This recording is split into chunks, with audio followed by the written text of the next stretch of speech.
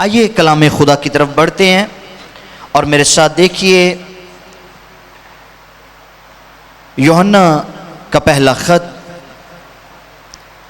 اور اس کے پہلے باب کی 7ویں آیت مقدسہ۔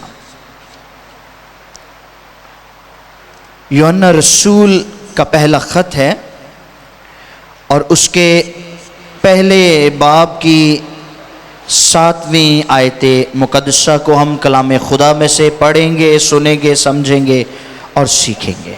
خداوند کے کلام میں یہ لکھا ہے، جی، لیکن اگر ہم نور میں چلیں، لیکن اگر ہم نور میں چلیں جس طرح کہ وہ نور میں ہے، جس طرح کہ وہ نور میں ہے، تو ہماری آپس میں شراکت تو ہماری آپس میں شراکت ہے، اور اس کے بیٹے اور اس کے بیٹے یسوع کا خون یسوع کا خون ہمیں تمام گناہ سے ہمیں تمام گناہ سے پاک کرتا ہے۔ پاک کرتا ہے۔ کلام خدا کے پڑھے اور سنے جانے پر خدا کی برکت ہو، آمین۔ رسول کہتے ہیں لیکن اگر ہم نور میں چلیں جس طرح کہ وہ نور میں ہے تو ہماری آپس میں شراکت ہے۔ شراکت ہے کیا؟ غیر الہامی طور پر،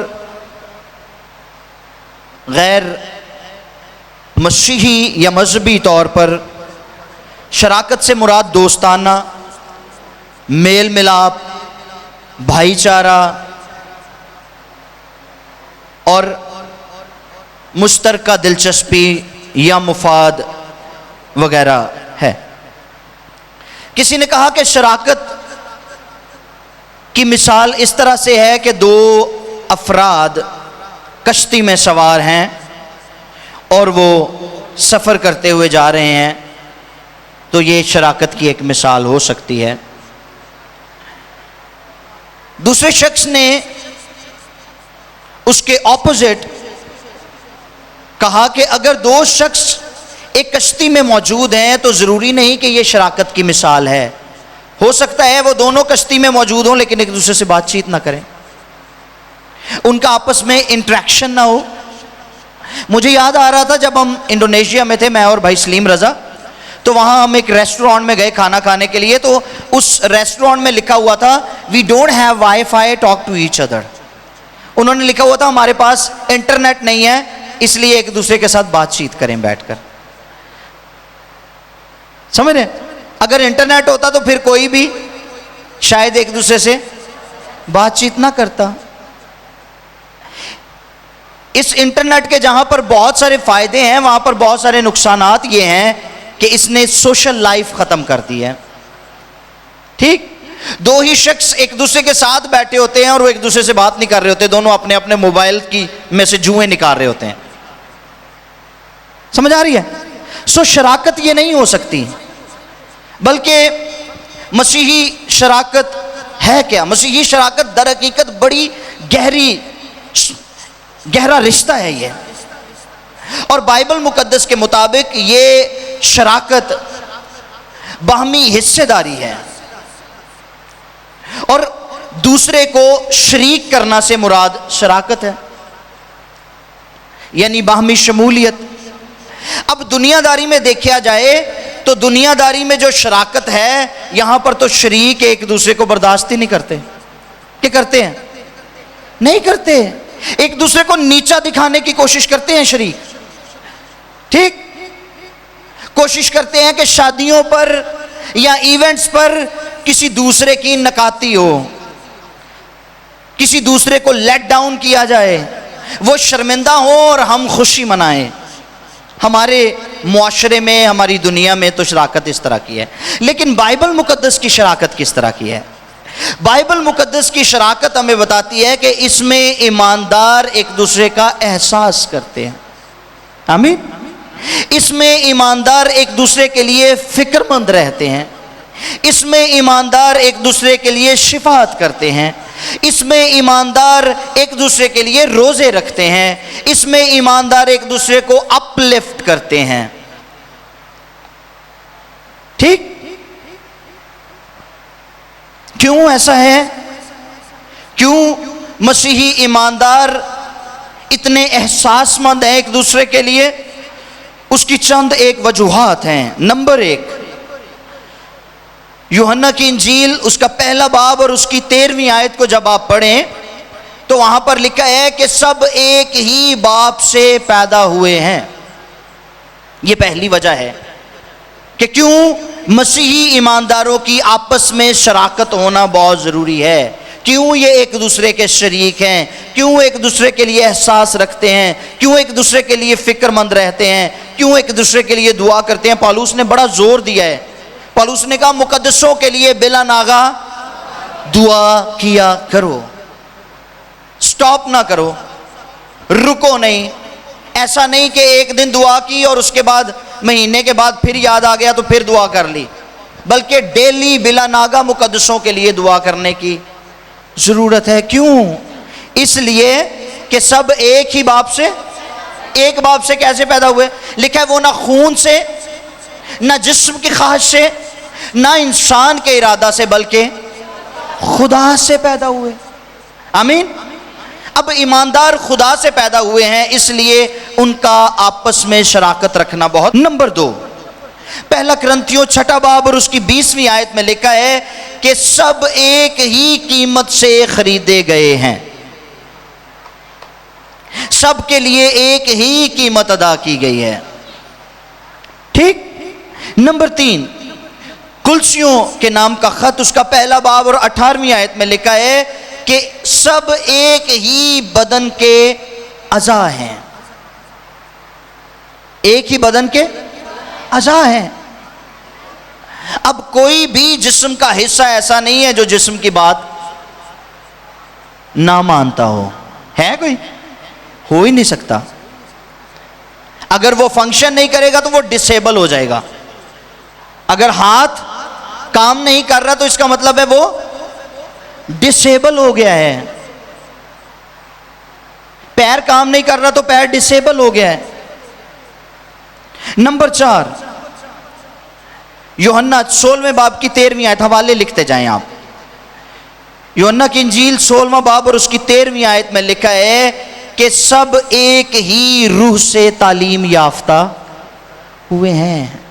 یہ ہم آہنگی ہے کلیسیا کی۔ کیوں شراکت ضروری ہے، کیوں رفاقت ضروری ہے؟ نمبر 5، دوسرا کرنتھیوں 5 باب کی 7ویں آیت میں لکھا ہے کہ سب ایک ہی راہ پر چلنے والے ہیں۔ نمبر 6، متی کی انجیل 23واں باب اور اس کی 8ویں آیت میں لکھا ہے کہ سب کا مالک ایک ہی ہے، یعنی ہم سب ایک ہی مالک کے خادم ہیں۔ اور نمبر 7، رومیو کے نام کا خط 8واں باب اور اس کی 17ویں آیت، رومنز چیپٹر 8 ورس 17، یہاں پر لکھا ہے ایک ہی میراث کے وارث ہیں، یعنی ہم خدا کے اور یسوع مسیح کے ہم میراث ہیں۔ ٹھیک، ہم سب۔ کون؟ جتنوں نے اسے قبول کیا اس نے انہیں خدا کے فرزند بننے کا حق بخشا۔ اب جتنے ہم یسوع مسیح کو اپنا شخصی نجات دہندہ قبول کرتے ہیں، جو یسوع مسیح کے لہو سے دھل چکے ہیں، جو مسیحی ایماندار ہیں، وہ سب کے سب خدا کے وارث اور یسوع مسیح کے ہم میراث ہیں۔ اس لیے ہمارا شراکت کرنا بہت ضروری ہے۔ لیکن آج اگر دیکھا جائے تو ایمانداروں میں شراکت نظر آ نہیں رہی۔ کیوں تفرقے اور جدائیوں کا تناسب مسیحیوں میں زیادہ ہوتا چلا جا رہا ہے؟ ایماندار لا کے نہیں کھاندے، ان کی آپس میں بنتی نہیں ہے۔ کہیں گے جی میری آپ کے ساتھ کیمسٹری نہیں ملتی۔ کیوں کیمسٹری نہیں ملتی؟ اگر آپ نے بھی برے کا لہو پیا ہے اور دوسرے ایماندار نے بھی برے کا لہو پیا ہے تو پھر کیمسٹری تو ملنی چاہیے، پھر ذہن تو ملنے چاہیے۔ پھر کیوں ہم ایک دوسرے کے لیے دعا نہیں کرتے؟ پھر کیوں ہم ایک دوسرے کو نیچا دکھانے کی کوشش کرتے ہیں؟ ایسا معلوم ہوتا ہے کہ ایماندار پھر تاریک راہوں پر چل پڑے ہیں، یا کلیسیا افسون کا شکار ہو چکی ہے۔ افسون پتہ کسے کہتے ہیں؟ آئیے ذرا دیکھیں گلتیوں کے نام کا خط 3 باب اور اس کی پہلی آیت۔ گلتیوں کے نام پولس رسول کا خط ہے، اس کا 3 باب اور اس کی پہلی آیت کو باجی پڑھیں گے۔ اے نیدان گلتیو، پولس کہتے ہیں اے نادان گلتیو، کس نے تم پر افسون کر لیا؟ کس نے تم پر افسون کر دیا؟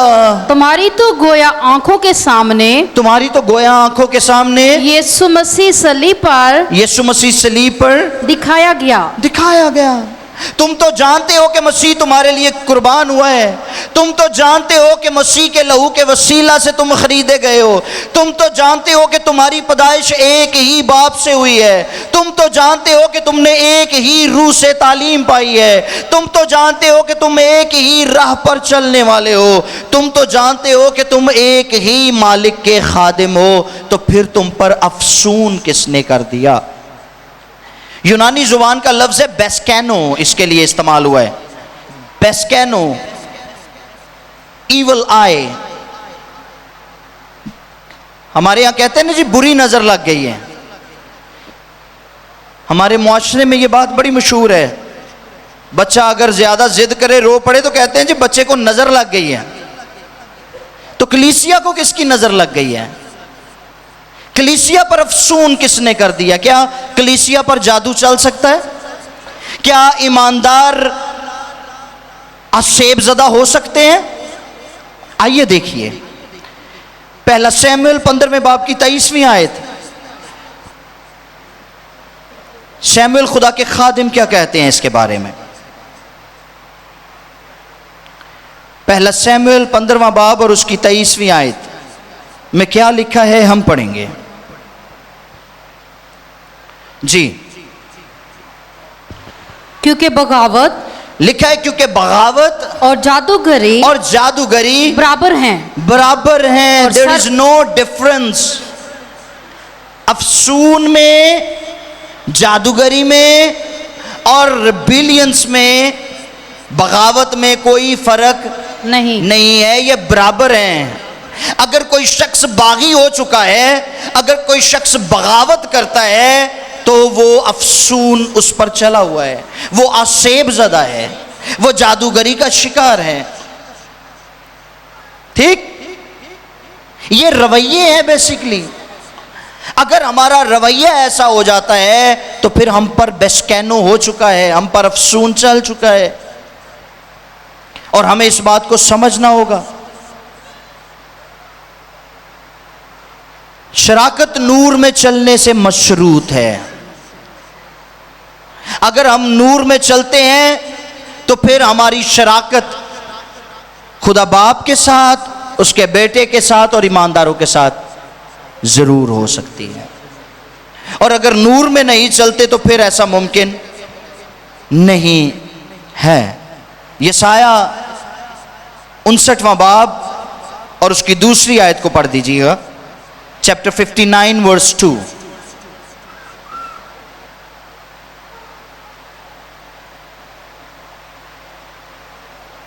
بلکہ تمہاری بد کرداری نے تمہارے اور تمہارے خدا کے درمیان جدائی کر دی ہے، اور تمہارے گناہوں نے اسے تم سے روپوش کر دیا ہے، ایسا کہ وہ نہیں سنتا۔ ہماری دعائیں نہیں سنی جا رہی، ہماری دعاؤں کا جواب نہیں آ رہا، ہماری عبادتیں رسمی ہو چکی ہیں، ہمارے سجدے رسمی ہو چکے ہیں۔ ہم کلام کا مطالعہ کرتے ہیں تو ایسے ہی ہے جیسے کوئی ناول پڑھ رہے ہیں، جیسے کوئی عام کتاب پڑھ رہے ہیں۔ ٹھیک؟ ہم پرستش کرتے ہیں تو وہ بھی دل سے نہیں کر رہے، تسکین نہیں مل رہی، سیٹسفیکشن نہیں ہو رہی، روح سکون نہیں پا رہی۔ کیوں؟ اس لیے کہ خدا روپوش ہو چکا ہے، اس لیے کہ ہماری شراکت میں خلل آ چکا ہے، اس لیے کہ ہم پر افسون چل چکا ہے، اس لیے کہ ہم خدا کے حضور سے دور جا چکے ہیں۔ کسی نے بڑی خوبصورت بات کی کہ when light stands next to the darkness, light always wins، کہ جب روشنی، نور تاریکی سے آگے ہوتا ہے تو ہمیشہ اسی کی جیت ہوتی ہے۔ ہیلیلویا۔ سو نور میں چلنا خدا کی تابعداری میں چلنے سے مراد ہے۔ اس سے مراد کیا ہے؟ نور میں چلنے سے مراد کیا ہے؟ خدا کی تابعداری میں چلنا۔ اگر ہم نور میں چلتے ہیں تو ہم خدا کی تابعداری میں چلتے ہیں، اور اگر نور میں چلتے ہیں، خدا کی تابعداری میں چلتے ہیں، تو پھر ہماری آپس میں شراکت ہونا بہت ضروری ہے، اور آپس میں شراکت کے ساتھ ہم ایک دوسرے کے لیے شفاعت کرتے ہیں، ہم ایک دوسرے کو اپلفٹ کرتے ہیں، ٹھیک، ہم ایک دوسرے کی پرموشن چاہتے ہیں، ہم خدا کے حضور ایک دوسرے کو کھڑا کرتے ہیں کہ خداوند تو اس کی مدد کر۔ سمجھ رہے میری بات؟ سو یہ شراکت بہت ضروری ہے۔ اور پھر ہماری خوشی باپ اور بیٹے کے ساتھ شراکت میں موجود ہے۔ پہلا یوحنا کا خط، اس کے پہلے باب کی 3 اور 4 دو آیات کو پڑھ دیجیے گا پلیز۔ یوحنا کا پہلا خط، پہلا باب، اس کی 3 اور 4 دو آیات کو۔ جو کچھ ہم نے دیکھا، سنیے، جو کچھ ہم نے دیکھا اور سنا ہے، تمہیں بھی اس کی خبر دیتے ہیں، تمہیں بھی اس کی خبر دیتے ہیں، یہ رسول کہہ رہے ہیں، تاکہ تم بھی ہمارے شریک ہو اور ہماری شراکت باپ کے ساتھ اور اس کے بیٹے یسوع مسیح کے ساتھ ہے، اور یہ باتیں ہم اس لیے لکھتے ہیں کہ ہماری خوشی پوری ہو جائے۔ آمین۔ اب ہماری خوشی کا دار و مدار باپ اور بیٹے کے ساتھ شراکت کرنے میں ہے، نور میں چلنے میں ہے، تابعداری کرنے میں ہے۔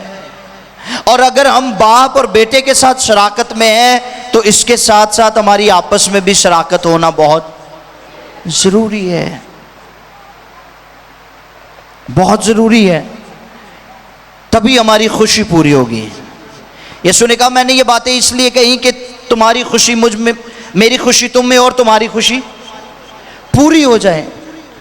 اور یہ اس کی خواہش ہے کہ اس کی مرضی ہماری زندگیوں میں پوری ہوتی رہے، اس کی خوشی ہماری زندگیوں میں پوری ہوتی رہے، اور ہماری خوشی پوری ہوتی چلی جائے۔ خدا کسی طور پر بھی یہ نہیں چاہتا کہ آپ اپنی زندگی میں خوش نہ رہیں، خدا کسی طور پر بھی یہ نہیں چاہتا کہ آپ کی خوشی پوری نہ ہو، آپ کی وش پوری نہ ہو، آپ کی چاہت پوری نہ ہو۔ وہ چاہتا ہے، لیکن اس سے پہلے وہ یہ چاہتا ہے کہ اس کی چاہت آپ کی زندگی میں پوری ہو جائے، اس کی خوشی آپ کی زندگی میں پوری ہو جائے، اس کی مرضی آپ کی اور میری زندگی میں پوری ہو جائے۔ اور جب اس کی مرضی ہماری زندگی میں پوری ہوگی تو پھر ہماری خوشی، ہماری مرضی بھی اس کے حضور پوری ہو جائے گی۔ آمین۔ سو شراکت اور رفاقت، یہ دونوں چیزیں نہایت ضروری ہیں۔ اور ان سے افضل ایک اور بات ہے، وہ ہے رشتہ جو ہمارا خدا کے ساتھ ہے۔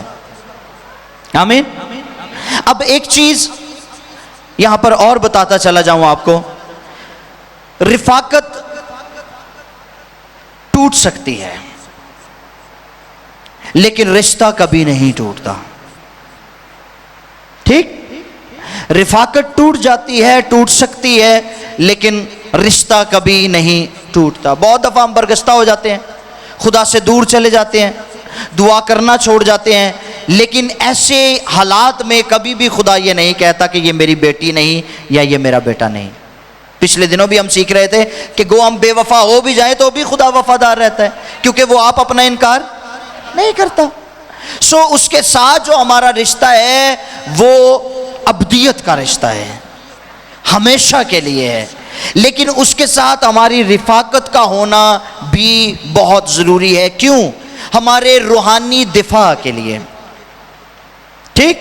اگر ہم رفاقت میں ہیں خداوند کے ساتھ، اگر ہم شراکت میں ہیں خداوند کے ساتھ، تو اس کا مطلب ہے کہ ہم روحانی طور پر محفوظ ہیں. ٹھیک؟ پھر ہماری جو وفاداری ہے خداوند کے ساتھ وہ بھی شور ہو جاتی ہے. ہم وفادار ہوتے چلے جاتے ہیں، ہم دیانتدار ہوتے چلے جاتے ہیں، ہم روحانی طور پر بڑھتے ہیں. اس میں ہماری ترقی بھی ہے، اس میں ہماری اصلاح بھی ہے. سو رفاقت اور شراکت کا ہونا بہت ضروری ہے. اور اس بات کو بھی ذہن میں رکھیے گا. آخر پر یہ کہوں گا کہ خدا کے ساتھ تو ہماری رفاقت اور شراکت لازم و ملزوم ہے، لیکن اس کے ساتھ ساتھ ایمانداروں کو بھی آپس میں درست رہنے کی ضرورت ہے. کیوں؟ اس لیے کہ پالوس لکھتے ہیں کہ وقت کو غنیمت جانو کیونکہ دن برے ہیں. ہمارا دشمن ابلیس ہر وقت ہمارے پیچھے لگا رہتا ہے. وہ ہر وقت ہمیں روحانی طور پر گمراہ کرنے کی کوشش میں لگا رہتا ہے. اور اس دنیا میں رہتے ہوئے ہم ہر وقت خطروں کا سامنا کرتے ہیں، ہم ہر وقت مشکلات میں رہتے ہیں. اور ان مشکلات سے نکلنے کے لیے the best way یہ ہے کہ ہم ایک دوسرے کے ساتھ جڑے رہیں اور ایک دوسرے کے لیے دعا کرتے رہیں. ٹھیک؟ ایک دوسرے کو روحانی طور پر سپورٹ کریں، ایک دوسرے کو مورلی سپورٹ کریں، اخلاقی طور پر سپورٹ کریں، تاکہ ہم خدا میں بڑھتے چلے جائیں اور زمین پر اس کے اچھے ریپرزینٹیو ثابت ہو سکے. آمین. آئیے سروں کو جھکائیں، آنکھوں کو بند کریں گے. Thank you Jesus. Worship you lord. تیری ستائش ہو پربھو. Hallelujah hallelujah. آئیے چند لمحوں کے لیے مل کر دعا کریں گے ہم، اور شکر گزاری کریں گے اس بات کے لیے کہ ہم اس کے لوگ اور اس کی چراگاہ کی بھیڑیں ہیں. ہم اس کے اپنے ہیں اور وہ ہمیں اپنے کہہ کر پکارتا ہے. اس نے ہمارے لیے بھاری قیمت ادا کی ہے، یہ جانتے ہوئے بھی کہ ہم گنہگار تھے. Hallelujah hallelujah hallelujah. اس نے ہمیں خریدا ہے، اس نے ہمیں علیحدہ کیا ہے، اس نے ہمیں مقدس کیا ہے، اس نے ہمیں شاہی کائنوں کا فرقہ بنایا ہے. سو اپنی قدر کو جاننے کی ضرورت ہے، اپنی اہمیت کو سمجھنے کی ضرورت ہے. ہیلیلویا. ستائش ستائش. باپ یسوع مسیح کے نام سے ہم شکر گزاری کرتے ہیں اس بات کے لیے کہ ہم تیرے لوگ ہیں اور تو نے ہمیں بلایا ہے، مقرر کیا ہے، جلال بخشا ہے تاکہ تیرے بیٹے یسوع کے قد کے اندازہ تک پہنچیں. تیرے حضور شکر گزاری کرتے ہیں خداوند خدا کہ تو نے ہمیں اپنے وارث اور اپنے بیٹے یسوع کے ہم میراث ٹھہرایا ہے.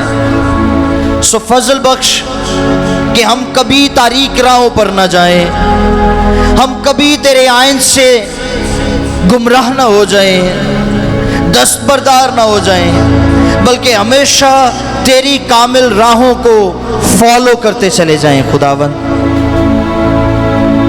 ہماری شراکت ہمیشہ نور کے ساتھ رہے، ہمیشہ نور کے ساتھ رہے، تاکہ تاریکی کے کام ہم پر غالب نہ آ سکیں، تاریکی کی قوتیں ہم پر غالب نہ آ سکیں. ہمیں فضل بخش خداوند کہ ہم تیرے اچھے فرزند بن جائیں، ہم تیرے لائق فرزند بن جائیں اور ہمیشہ وفاداری سے تجھے فالو کرتے رہیں اور تو جلال پائے. تیرا شکر تیرا شکر.